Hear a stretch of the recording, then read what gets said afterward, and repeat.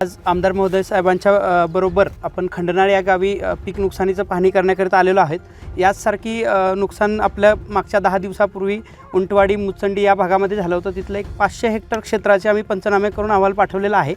या गावामध्ये देखील अंदाजे 100 ते 150 हेक्टरपर्यंत आपलं नुकसानीचा प्राथमिक अंदाज दिसून येत आहे। जेवढं काही नुकसान होईल त्या प्रत्येक शेतकऱ्याचा पंचनामा करून तसा अहवाल आपण शासन दरबारी आपण पाठवत आहोत। माननीय आमदार महोदय त्याचा पाठपुरावा करतो असं त्यांनी देखील आश्वासन दिलेलं आहे। त्यामुळे सर्व कुठलाही शेतकरी या नुकसान भरपाईपासून वंचित राहणार नाही याची आम्ही काळजी घेऊ। निसर्ग पूर्णपणे बदलला आहे। आम्ही लहान असताना जेव्हा आमची आई म्हणजे आता आमची आई आता पण शेतात काम करते, आजी काम करायची, तेव्हा 27 नक्षत्राप्रमाणे निसर्ग चालायचा आणि जुन्या लोकांना, शिकलेली नसणाऱ्या लोकांनासुद्धा कोणत्या दिवशी पाऊस पडायचा हे माहीत होतं। कोणत्या दिवशी वारा येणार, कोणत्या दिवशी भुरभुर पाऊस येणार, कधी मुसळधार पाऊस येणार, कधी गाराचा पाऊस येणार, सोसाट्याच्या वारासहित पाऊस कधी येणार, हे सगळं जुन्या लोकांना कळायचं। आता निसर्गावरती एवढा अन्याय अत्याचार झाला, कार्बन डायऑक्साईडचं इतकं प्रमाण वाढलं आणि निसर्गाचं संतुलन पूर्णपणे बिघडलं आहे। आता पाशा पटेल म्हणते तसं 2च नक्षत्र आहेत, एक अवकाळी नसेल तर दुष्काळ।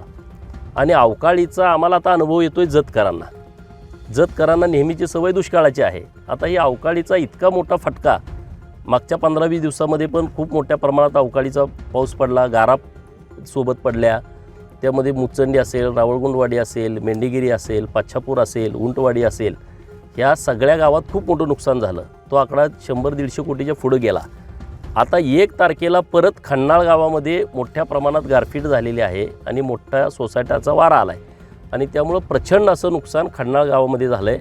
आता मी आणि माझ्यासोबत आमचे जतचे प्रांत अधिकारी साहेब नष्टे साहेब आज सुट्टी असताना पण उपस्थित आहेत। त्यांचे सर्व सहकारी महसूलचे, कृषी विभागाचे सगळे अधिकारी आमच्यासोबत आहेत। आता खंडाळ गावामध्ये डाळिंबाच्या पिकाचं मोठं नुकसान झालं आहे।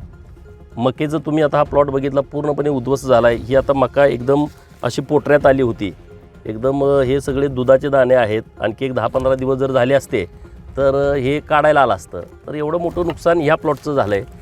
इथले शेतकरी कांद्याचं बी तयार करतात आणि रोपंही तयार करतात।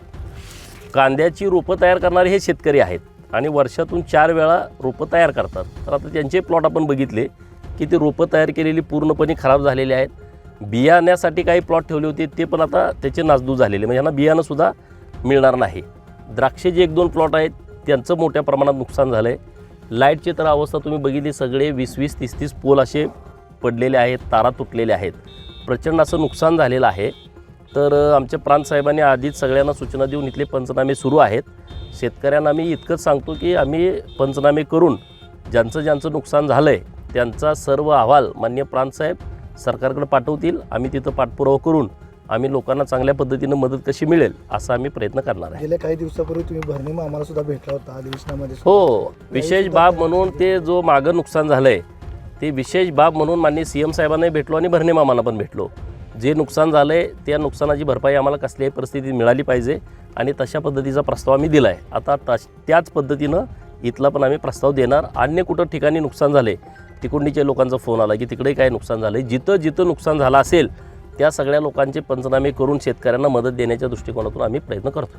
पहिलेच आमदारात आपण या ठिकाणी येऊन पाहणी केली, लोक सांगत होते याच्या अगोदर कुठलेही आमदार इथं आलेले नव्हते आणि पाहणीसुद्धा केली। त्यांनी मला आमदारच यासाठी केलं ना, जिथं कुठं अडचण आली तर तिथं आला पाहिजे, नाहीतर आमदार काय मी स्मार्ट दिसतोय म्हणून केलं नाही। चला प्रांत साहेब देतात।